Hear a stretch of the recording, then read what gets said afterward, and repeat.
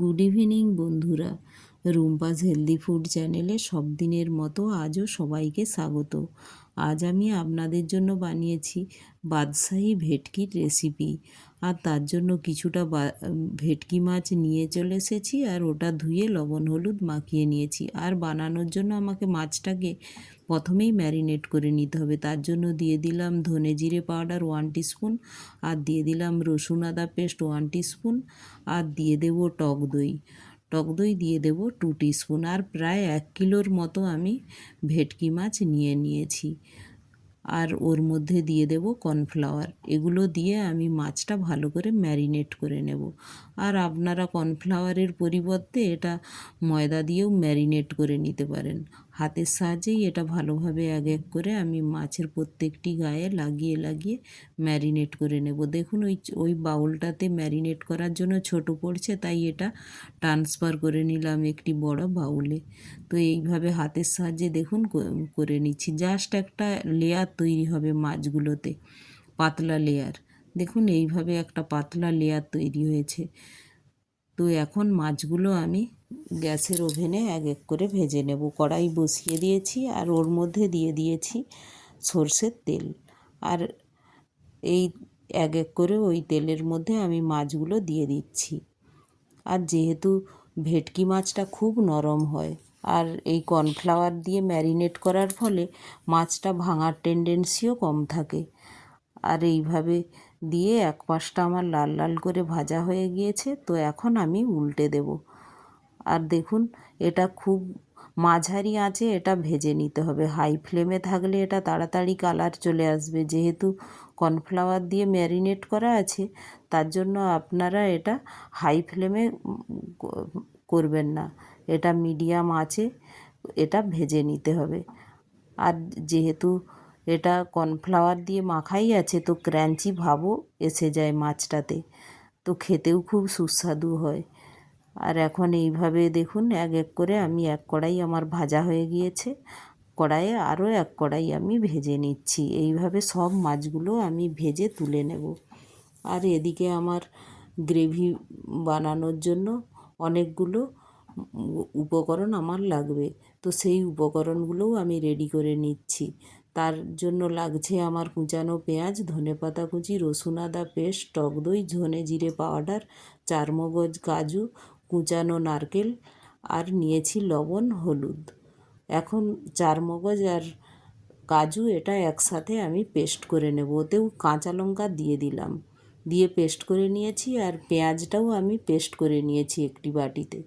যেহেতু ওই একই গ্রাইন্ডার জারে পেস্ট করেছি, তো ওটাতে সাদা দেখাচ্ছে পেঁয়াজটাও।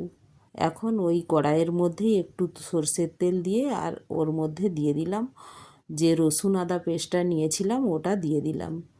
ওটা দিয়ে আমি ভালো করে নেড়ে নিচ্ছি। রসুন আদা পেস্ট দেখুন আগে থেকেই করে রেখেছিলাম। আর এখন এইটা লাল লাল ভাজা হয়ে যেতে এর মধ্যে দিয়ে দিলাম যে পেঁয়াজটা আমি পেস্ট করে রেখেছিলাম, ওই পেঁয়াজটা দিয়ে দিলাম। এখন দেখুন পেঁয়াজের কালারটা একটু হোয়াইট ছিল, তাই পেঁয়াজটা পেস্ট করার সময়ও হোয়াইট কালার দেখাচ্ছে। তো এখন এই পেঁয়াজটা যাতে তাড়াতাড়ি গলাই আছে, তো তার জন্য আমি দিয়ে দিলাম একটু লবণ আর হলুদ। তাড়াতাড়ি ভাজা ভাজা হয়ে যাবে। তো এখন এর মধ্যে ওটা ভাজা ভাজা হয়ে যেতে তো দিয়ে দিলাম যে আমি চারমগজ আর এটা বেটে রেখেছিলাম একসাথে, তার সাথে নারকেল কুচি দিয়ে চারমগজ কাজু একসাথে পেস্ট করে রেখেছিলাম, ওটা দিয়ে যে ভালো করে নাড়াচাড়া করে নিচ্ছি। উপর থেকে দিয়ে দিলাম ধনে জিরে পাউডার। একসাথে দিয়ে এটা আমি কষে নিচ্ছি। আমি ঢেকে ঢেকে এটা এবার কষে নেব। দেখুন একসাথে মেশানো হয়ে গেছে। তো এইভাবে কষে ঢেকে ঢেকে আমি কুক হতে দেব। মশলাটা ভালোভাবে কষা হয়ে গেলে রান্নাটা আর বেশি সময় লাগে না। মাছটা তো ফ্রাই হয়ে রয়েছে, তো মশলাটা করতেই যে সময় লাগে। দেখুন এখন এর মধ্যে দিয়ে দিলাম টক দই। টক দই দিয়ে গ্রেভিটা আমি ভালো করে ভেজে নেব। টক দই দিয়েও এটা ঢেকে ঢেকে আমি কষে নিচ্ছি। হালকা আঁচে এটা বানাতে হবে না, যেহেতু বাদাম পেস্ট থাকে, তো এটা নিচে বসে যাওয়ার সব সময় টেন্ডেন্সি থাকে। তো তো আমি ভালো করে এটা কন্টিনিউ 1-2 মিনিট অন্তর অন্তর আমি কষে নিলাম। এখন এর মধ্যে দিয়ে দিলাম মশলা ধোয়া জলটা। আমি যে পরিমাণে গ্রেভি রাখবো সেই পরিমাণে জল দেব।